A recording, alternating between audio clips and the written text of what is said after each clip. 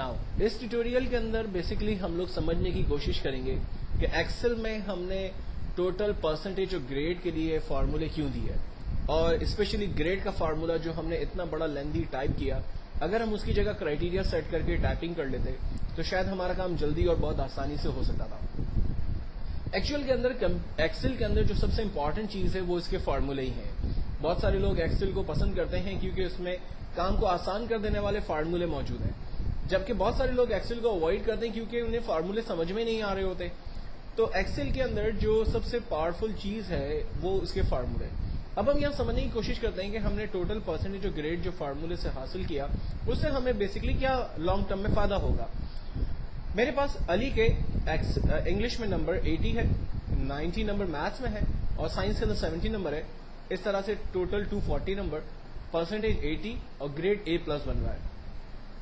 मिसाल के तौर पर अगर मैं अली के नंबर्स को कम कर देता हूं, फॉर एग्जांपल मैं इसके नंबर 50 कर देता हूं, तो आप देखें टोटल के ऊपर मेजर फर्क हमें नजर आ रहा होगा। परसेंटेज चेंज हो गई और according to the percentage grade भी अपने हिसाब से चेंज हो गया। अगर मैं अली के मैथ्स के नंबर को भी चेंज करता हूं तो आप देखें रिजल्ट चेंज हो रहा है। अगर मैं उसके साइंस के नंबर को चेंज कर रहा हूं तो आप देखें रिजल्ट चेंज हो रहा है। तो इंपॉर्टेंट बात यह थी कि जब मैंने किसी भी स्टूडेंट के नंबर्स को चेंज किया तो उसका जो पूरा इफेक्ट है वो टोटल की वजह से परसेंटेज और परसेंटेज की वजह से ग्रेड के ऊपर वो इसके इफेक्ट्स आ रहे हैं। अगर एक स्कूल की टीचर के पास सिर्फ एक सिंपल फार्मूले वाली मार्कशीट मौजूद हो और उसको ये असाइनमेंट, उसको ये काम मिल जाए कि उसने बच्चों के नाम इंटर करने और उससे सब्जेक्ट नंबर्स इंटर करने, टोटल परसेंटेज खुद आ जाएगा, तो वो टीचर अपने लिए मतलब अपना काम कितना आसान महसूस करेगी। आईटी डिपार्टमेंट वालों का या आईटी एक्सपर्ट्स की बेसिकली ये रिस्पॉन्सिबिलिटी होती है कि वो इस तरह के फार्मूलों को किसी भी वर्कशीट के ऊपर अप्लाई कर सके। अब इन फार्मूलों को अगर मार्कशीट के अलावा किसी फाइनेंशियल कंपनी के अंदर अगर हम अप्लाई करने जा रहे हैं तो उसके तरीकाकार क्या होंगे, उसकी कुछ बेसिक टेक्निक्स मैं आपको बताता हूं। अगर ये बेसिक टेक्निक्स या रूल्स आपकी समझ में आ गए तो एग्जैक्टली आप एक्सेल के अंदर कहीं भी इन फार्मूलों को इस्तेमाल कर सकते हैं।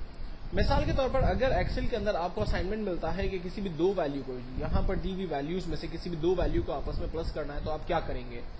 इस बात को समझने के लिए आप अपने जहन में सिर्फ कैलकुलेटर की एग्जांपल को रखें। अगर मिसाल के तौर पर कैलकुलेटर में आपको दो वैल्यू को आपस में प्लस करना है तो आप क्या करते हैं।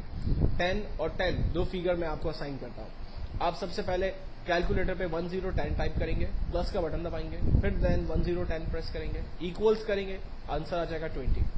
अगर यही काम आपको कंप्यूटर पे करना है तो आप सबसे पहले इक्वल नंबर प्रेस करें, क्योंकि एक्सेल का हर फार्मूला स्टार्ट होता है इक्वल के साइन के साथ। नंबर यहां पर ऑलरेडी मेंशन है, तो इन नंबर्स में से किसी भी नंबर को सिलेक्ट करें। आप प्लस करना चाह रहे हैं इसलिए प्लस का बटन दबाइए, दूसरे नंबर पे क्लिक करें, एंटर करें, आंसर आ गया। अगर मैं दो वैल्यू की जगह तीन वैल्यू को आपस में प्लस करना चाहता हूं तो उसके लिए भी सिंपल तरीका यही यूज होगा। आप इक्वल के साथ फार्मूला स्टार्ट करेंगे, किसी भी पहली वैल्यू को सिलेक्ट करेंगे, plus second value plus third value, और अगर आपका ख्याल है कि आपको 4 वैल्यू प्लस करनी है तो आप 4 वैल्यूज को रेंज में लेते हैं। हर एक वैल्यू को रेंज में लेने से उसका सेल एड्रेस आपके पास आता है, जिससे फायदा ये होता है कि आप अगर उस सेल एड्रेस के अंदर बाद में वैल्यू चेंज करते हैं तो आंसर ऑटोमेटिकली आपका अपडेट होता है। तो आंसर प्लस करने के लिए हमने सिंपल मेथड यूज किया। यही काम अगर मुझे माइनस, मल्टीप्लाई और डिवाइड के लिए अप्लाई करना है तो तरीका बिल्कुल सेम है, यानी जो बेसिक रूल है वो सबका सेम है। Equals first value minus second value, enter किया, आंसर आ गया। मल्टीप्लाई के लिए equals to first value multiply by second value, enter किया, आंसर आया। डिवाइड के लिए equals to first value divided by second value, enter किया, आंसर आ गया। यहां पर ऑलरेडी स्क्रीन पर तमाम वैल्यूज दी हुई थी। अगर मिसाल के तौर पर कंपनी में आपके पास कोई ऐसा असाइनमेंट आता है जिसमें फिगर्स शीट पर मौजूद ना हो और आपको जबानी उनका सिर्फ आंसर जनरेट करना हो तो आप क्या करेंगे। एग्जाम्पल उसी को लेते हैं, इक्वल्स टू अगर मुझे 10 प्लस 10 करना है तो हमने फार्मूला स्टार्ट किया, सबसे पहले इक्वल 10 प्लस 10, लास्ट में एंटर किया, आंसर आ गया 20। अगर मुझे 10 में से -5 करना है, आंसर आ गया 5 रुपीज। अगर मेरे पास 10 रुपीज है और मैं इसमें से 10 प्रोडक्ट्स बाय करता हूं तो मेरे पास 100 आइटम्स जो है वो आ जाएंगी। अगर मेरे पास 10 रुपीज है और मैं उसको डिवाइड करता हूं 2 के साथ तो मेरे पास आंसर आएगा 5। तो एक्चुअल के अंदर फार्मूले का जो बेसिक रूल है वो बिल्कुल सेम है, इन बेसिक रूल्स को आप सामने रखते हुए अगर एक्सेल पे काम करेंगे तो आपको कभी भी कोई भी प्रॉब्लम नहीं आएगा।